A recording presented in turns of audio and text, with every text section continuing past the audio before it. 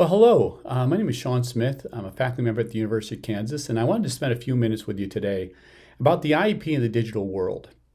And some of you may be listening to this during the pandemic, maybe post-pandemic, but the reality is the pandemic introduced digital elements that remained with us post-pandemic in respect to what we can use for not only the individuals we're serving, the students, but also the professionals we're working with, but also, of course, the parents and family members. So to me, I see this as a bit of a silver lining.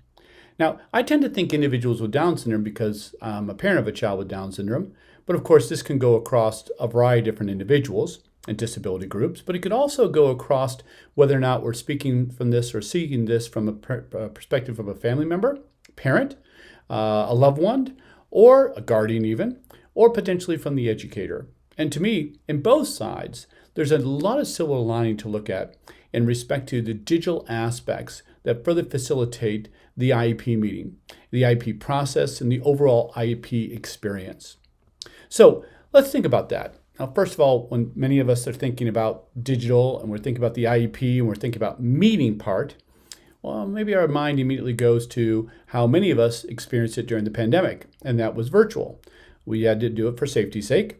And even if we did it face-to-face, we were from afar, wearing our masks, and that may be very problematic. But with the Zoom or WebEx or whatever video conferencing platform we were using, and maybe some of us were using the phone, but I know a number of us were increasingly using our phone, our mobile phone, with these apps to be able to do a variety of different things. First of all, of course, get together virtually, get together where we're all there, but we're also safe. But we also potentially were using a variety of kind of embedded features with the increasingly variations of web video conferencing. So for example, maybe many of us shared screens. And sharing the screen, of course, has become a common feature, allowing us to, one, share the document, let's say the IEP goal or benchmark or a page of that document. It might have been that we wanted to share examples of work, which we'll get to here in just a moment. It might be a variety of different things that we wanted to share our screen with. And of course, that is a kind of an embedded feature. It's a normal. Maybe some of us use breakout rooms to do some individual planning. And it may have been the fact that the team got together and we wanted to do some problem solving, and maybe subgroups wanted to get together and do that. We also, many of us, were recording the meeting for a variety of purposes. One, potentially to archive, both for the parent as well as for the rest of the educational team. Also, we may have been recording because maybe a team member was ill or another team member wasn't able to be there. They were able to share their information, but they also wanted to listen and watch the proceedings and a variety of other things. And of course, the chat rooms. It may have been that we wanted to share information, wanted to share links, wanted to share resources during the meeting. And instead of having to pop over to email or something else, we use that embedded functions. And there's a list of things. So that digital format in and of itself allowed for, I would argue, a little bit more flexibility, a little bit more planning toward the variability of everyone being present, and of course allowed for us to do much of what we do in real time in terms of that interaction, or excuse me, I should say in face-to-face time, in terms of when we're actually there present in a meeting. So in addition, of course, the reality of a virtual experience is that it may have been a little bit more flexible for many of us. And what I mean by that is the fact that, well, maybe we went from one meeting to another. So for us educators, we may have been able to knock off, so to speak, right? But we may have been able to cover a number of different meetings, all within a very limited period of time, but do so much more efficiently. Related service providers, we didn't have to hop in our car and go from building to building. We simply stayed in our office and went from Zoom room to Zoom room. It may have been the parent that was at work that couldn't get away, or that they had obligations with other children, they couldn't get away. Well, maybe they're in the background now, but now we're there present, being able to interact. And of course, we could do it in a variety of different devices. So we could do it at home, we could do it at work, we could potentially do it at on the car. I don't know how many IEP meetings I had where people were literally sitting in their car in a safe location with the car stopped, of course, maybe even the car disengaged in terms of ignition, but they were there because they were going between one place to another, and of course, this was the time for the meeting. So that flexibility has been very, very critical. So there's a host of other things, but we also think of, when we think of these digital meetings, other elements that we could facilitate. So for example, maybe some of the digital completion of the document prior to the actual meeting. That could have ranged from everything from completing, many of us now have a digital IEP, but it could be that group meeting and that group interaction of that. Of course, some of that could be synchronous, where we're online together, maybe on Zoom, and we're completing elements. We could be asynchronous. Hey, I'll add this, I'll add this. It could be also that we're sharing elements of the product that we're creating, maybe drafted goals and benchmarks, and maybe not we're sharing the system with the adult at home, the parent at home. We may not be allowed to do that, but instead what we're doing is we're sharing elements of that so that they can review, they can offer some feedback. So we're basically using digital tools that have become pretty much the norm now, sending email, using our learning management system, connecting and communicating in a digital format, just-in-time type of support, so that, well, I make a comment, then later on someone else makes a comment. So in a way, that asynchronous type of interaction, although in a way it has some realities of synchronous type of connections. In addition, of course, many of us have been using different elements of small group planning. So in that, we may have been gotten together and broken up into breakout rooms, or maybe our related service personnel got connected, or maybe it's the general and special education teacher connecting in preparation, or maybe it's that connection with home in terms of, hey, what was happening at home? I wanted to get a little bit more information, or maybe asking some questions, or maybe a little clarification, or maybe it's a periodic meeting we're having that then leads to further development of the IEP. Host of things goes on there, but again, using those digital formats to allow for that interaction opens up a whole nother door. Now, the actual meeting, when we get to the meeting, to me, it can be altered in that the digital tools allow us to visualize so much of what we're trying to discuss in the IEP meeting. So for example, we might be able to share the class expectations in a visual format. Everything from the rules, of course, to kind of the structure of the room, which we'll get to in just a moment. It could be the fact that we want to illustrate certain work products, and we want to illustrate what they've done, what they've completed. We could share these digitally. We could take images of them. We may also be able to visualize this maybe through a short little video where we're illustrating to not only the student, to the teachers, to the adults in the room, the parents included, where we're trying to illustrate what's taking place both positively and maybe more, this is the barrier in the current environment that we're trying to plan around. A host of things goes on there. And by the way, those of us, maybe it's our adaptive physical education teacher that can't make that meeting. Maybe it's someone that's more on a side consulting. Maybe it's that para-educator that would like to provide an update, but at the same time, it's after hours and their contract's done and they're home. Maybe they could offer a brief video update that we could all watch, listen to, even archive for future understanding and future connections. So with that thought in mind, I may be able to illustrate, where my students are interacting. I just thought this was a darling picture, but it could be the fact that, I want to illustrate some of the things I'm seeing in a very positive way, the social emotional connection, the learning that's taking place. I want to show you, positive play at hand. Now, in this instance, of course, it was a bit darling, and you may say, oh, physical connection, we need to kind of restrict that, so don't get lost there. But where I'm trying to go is these digital tools allow us to now offer these digital illustrations in the meeting to be able to better contextualize, better represent what it is we're sharing. So for example, maybe mom and dad have never been in the classroom when everyone's there. Mom and dad are busy, mom and dad work. So what does it look like when everyone's there? And what does, that offer in terms of not only positives in terms of structure for the youngster we're talking about, but maybe some challenges. Maybe some of the things that we're trying to address through some goals and benchmarks. Maybe it's the accommodations we need to problem solve. Maybe this is the reason we need to do some pull-out support in the pod or in the hallway or in the resource room because of the dynamics of the learning environment. So let's visualize that. It might just be an image, but it also could be a video. Of course, work within our system and what's appropriate to capture in terms of sharing students' faces and things of that nature. But again, I can't get into the classroom, bring the classroom to me digitally. Now that we're using all these digital tools, why not represent that?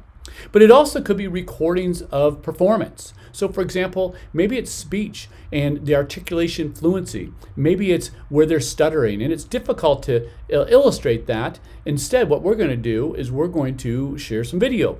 We're going to share some audio of that child stuttering during a speech and language therapy.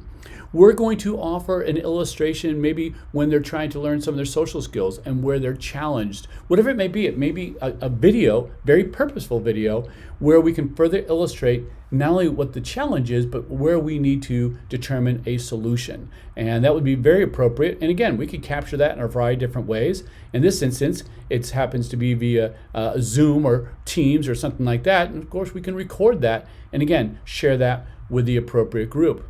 So there's a number of different things going on here in our world of online learning, or a world of hybrid learning, our world of face-to-face learning, but overall our world of digital learning.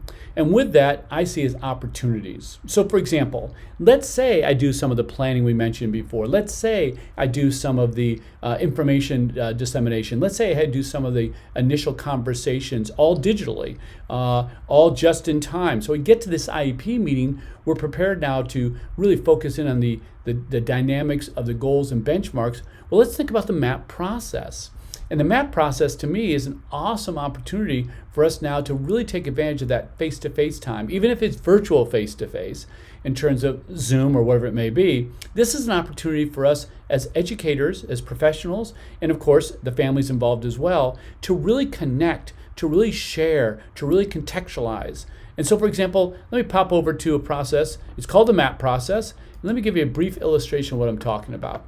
This is something we created here at the University of Kansas, but let me get you a little bit of an introduction here. Here we go. Oh, let me get started here. Here we go. Everyone knows who everyone is. And would you like to start? I'm Miss Swagger. I'm Jacob's para. I'm Mrs. Nutt, and I work with Jacob as a tutor. And I'm Mike. I'm Jacob's grandfather. And I'm Heather. So that's an Dreams example that we have for Jacob. And then we'll go into strengths, and then we'll talk about his needs. And from there, we're going to come up with some cool goals for you to work on this year. Does that sound? So that's an example, and let's see if I can get a better visual here. Here we go. This is an example of the MAP process, where the educator up in front has created, a big circle with two secondary circles. The big circles overall, as you can see at the top there, the dreams of the child. And this is, of course, put together not only with the child and mom and dad, but also educators. And as you saw with the introduction, they're going around the room introducing a number of different players there. But also those smaller circles offer the strengths and challenges. And of course, strengths and challenges start to identify needs. And in the middle there, I know it's difficult to read, but the goals that would be developed for the IEP and the supports as well. Now, of course, if we've already generated some goals, they would fit nicely there to identify the fact that because of these strengths and because of these needs and because of where we're trying to get to, this is what we need to focus on in respect to goals for this coming academic year. So instead of just simply dotting the I's and crossing the T's, now, since some of our digital interaction is taking place to solve some of the preliminary steps for the IEP, we might now have a little time, and the time may only be 45 minutes to facilitate this, but in doing so, it's a much more conducive, collaborative experience. And of course, I talk about the MAP process in another series on the LP Online website when you get a chance to take a look at it. But to me, I wanted to offer it as a saver with the digital tools to allow for opportunities for things like the MAP process. Okay, so the MAP process, oh, by the way, here's an image of my own son's MAP process in 4th grade. It was so nice I framed it. But here you can see the strengths, the needs, and the dreams. And here it's 3 equal circles. And there in the middle, we started thinking about what are some of the things we need to address. So there's various ways to look at the map, but again, opening up the digital. So as we kind of walk out of this session, I want to reinforce a few things here. First of all, video is our friend. We can offer video updates. And by the way, we can offer a video update of the student beyond just simply maybe a therapy. Maybe the student does a short little presentation that we all watch prior to the meeting and that we're able to then discuss as we get into the meeting. Of course, many of us want the child there present, which is awesome, but maybe they're a bit shy to share, but maybe as part of a class assignment or an opportunity to interact with their teacher, they're sharing a bit of who they are, what they like, what they don't like, etc. But of course, also, as I mentioned a moment ago, it could be bringing in members of the team that aren't able to be there. They video record for that purpose. It could be, like I mentioned before, a paraeducator who traditionally wouldn't be part of an IEP meeting because of the hours and what they're generally asked to do, but now they can be present to give that perspective that's often lost or updated by an outside party, like the teacher or something like that. Of course, we mentioned visual to further illustrate and things of that nature. The other element that, to me, with the digital interaction is that the IEP, as I've introduced it, becomes not just simply a single event, but rather we're communicating before, of course, during the IEP, but also after. And we're doing that through a lot of systems we have in place today. Our learning management systems. There's a number of different apps that we're using to interact, connect, checklist, remind, task analyze for folks.